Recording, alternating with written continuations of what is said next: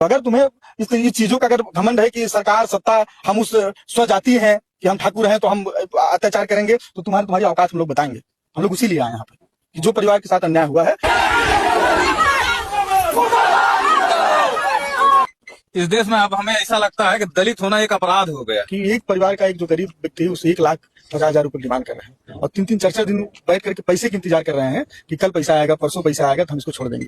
थाने पे कुछ ऐसे सिपाही आए हुए हैं, ये दिन भर सादे वर्दी में टालते रहते हैं। कोई भी जैसे मान लो लाचार लड़का या कोई कुछ देखते हैं, एक गरीब परिवार, उसी को उठाते हैं। जो थाने की पुलिस है बहुत जातिवाद करती है। सरपंच हाँ, 99% गरीबों के ऊपर मुकदमा दर्ज करती है, लड़कों को बेवजह उठा के मारती है।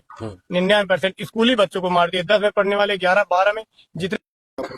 अच्छा, बदला कैसे ये पूरी घटना को किस तरह से आप देखते हैं? ये घटना तो ये जिस हिसाब से भी आप सुन रहे थे बयान, उस हिसाब से तो हृदय एकदम व्यथित हो जाता है कि ये पुलिस के जो वर्दी के अंदर बैठे हुए जो ये भक्षक हैं, जो वे स्वयं अपराधियों से भी खतरनाक व्यक्ति है कि एक गरीब परिवार की आज जान की कीमत कुछ नहीं है। अगर वो गरीब है तो उसको आप मार डालिए, काट डालिए, फेंक दीजिए, तो उनके लिए ना कोई कानून है ना कोई वो है। तो इनके मतलब ये इस तरीके से मनबड़ हो चुके हैं कि एक परिवार का एक जो गरीब व्यक्ति है उसे 1,50,000 रुपए डिमांड कर रहे हैं और 3-3 4-4 दिन बैठ करके पैसे की इंतजार कर रहे हैं कि कल पैसा आएगा, परसों पैसा आएगा तो हम इसको छोड़ देंगे।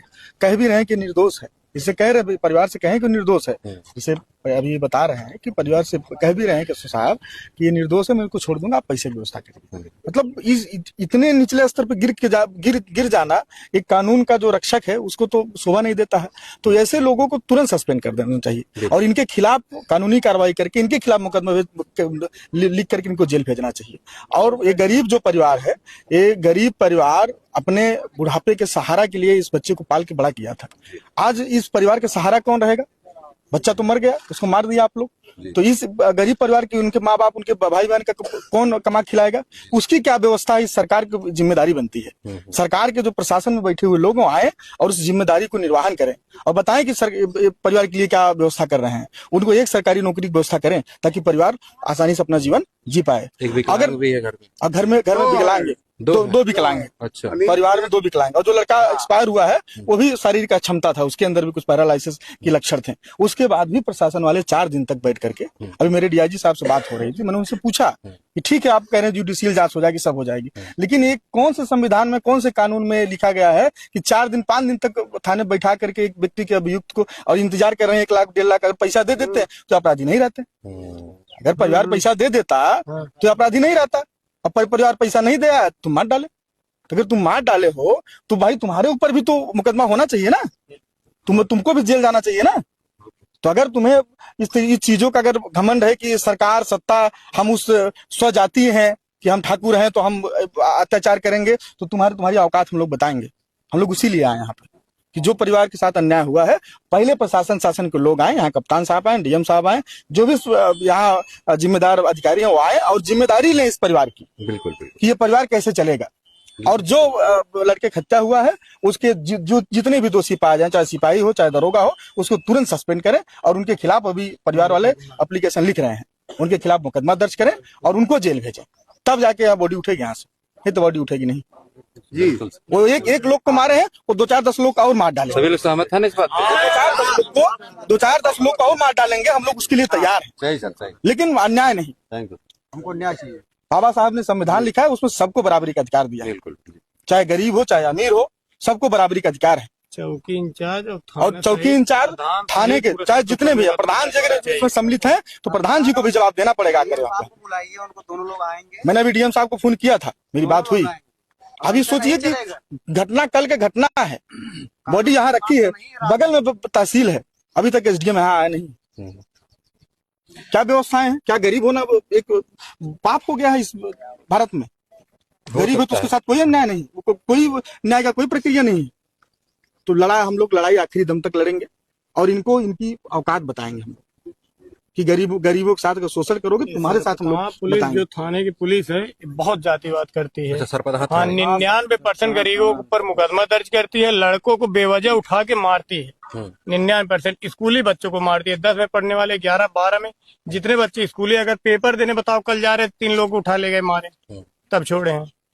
तो सरपतान थाने की पुलिस बहुत ज्यादा मनबड़ हो चुकी है। पूरे जो मेन मुखिया हैं उनके ऊपर कड़ी से कड़ी कार्रवाई की जाए, थाना को सस्पेंड किया जाए और हमारे भाई के साथ अन्याय किया जाए। बस हम लोग यही कुछ कहना है? जी कहना यही है कि इस देश में अब हमें ऐसा लगता है कि दलित होना एक अपराध हो गया है। जैसे कि अभी इस जो परिवार था, जो बच्चा मर गया, ये थोड़ा बहुत कमा के खिलाने वाला परिवार था, अपना परिवार देख रहा था। इसका एक बड़ा भाई है जो पैर से मतलब विकलांग है, वो काम नहीं है उतना। अगर इस परिवार का एक ही जिम्मेदार लड़का था, वो भी शारीरिक तौर पे असक्षम था, उसे उठाते हैं, चलिए ठीक है, कोई दिक्कत नहीं। अगर लड़के के ऊपर एप्लीकेशन पड़ा था तो आप उसको जांच करके उसको 2 दिन के अंदर चालान करना चाहिए। 4 दिन तक आप रखते हो, फिर उसको परिवार का कहना है कि आप उसे बुमका नहर पे लाके उसके जेब में तमाम जेवरात पैसे डाल के वीडियो बनाते हैं, उसके बाद उसका चालान करते हैं, लाख रुपए की मांग की जाती है। और सबसे पहली बात तो थाने का जो सीसीटीवी फुटेज है वो सार्वजनिक करे, और वहाँ कौन कौन दलाल जा रहा है, कौन कौन आ रहा है, ये सार्वजनिक करे। और पूरे थाना प्रशासन को जहां तक हो सके जांच करके सस्पेंड किया जाए और एक नई टीम बिठा के कार्रवाई की जाए और जांच की जाए। नई घटना नहीं है, ये नई घटना नहीं है, ऐसी घटनाएं घटी है, तमाम घटना घटी ऐसी है। घटनाएं घटी हैं और उसका परिणाम भी मिला है। पूरा थाना सस्पेंड हुआ है और उनके खिलाफ कानूनी कार्रवाई हुई है। अब थाने पर, हर थाने पर सीसीटीवी कैमरा रहता है।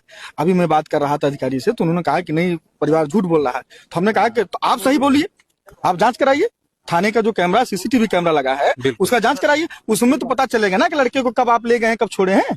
आईजी का कहना है, अभी भाई साहब ने आईजी से बात किया, उनका कहना है ऐसा नहीं होता है थाने में। थाने में 24 घंटा से ज्यादा नहीं रखते हैं। तो ठीक है, हमें 2 रिकॉर्डिंग दे दीजिए, लड़का कब गया कब आया है, वो भी डेट के साथ। बिल्कुल बिल्कुल। ये 2 रिकॉर्डिंग हमें मुहैया करा दो, हम लोग सहमत हो जाएंगे। जानते हैं थाने में क्या करते और हैं। दूसरी बात, थाने पे कुछ ऐसे सिपाही आए हुए हैं, ये दिन भर सादे वर्दी में टालते रहते हैं। कोई भी जैसे मान लो लाचार लड़का या कोई भी कुछ देखते हैं, एक गरीब परिवार, उसी को उठाते हैं, उसको टॉर्चर करते हैं, मारते हैं, उससे पैसा वसूलते हैं। 10-5 हजार रुपए मांग 10-5 हजार रुपए, 15 हजार मांग करेंगे, नहीं जो नहीं देता उसके ऊपर फर्जी मुकदमा लाते उसको चालान कर देते हैं।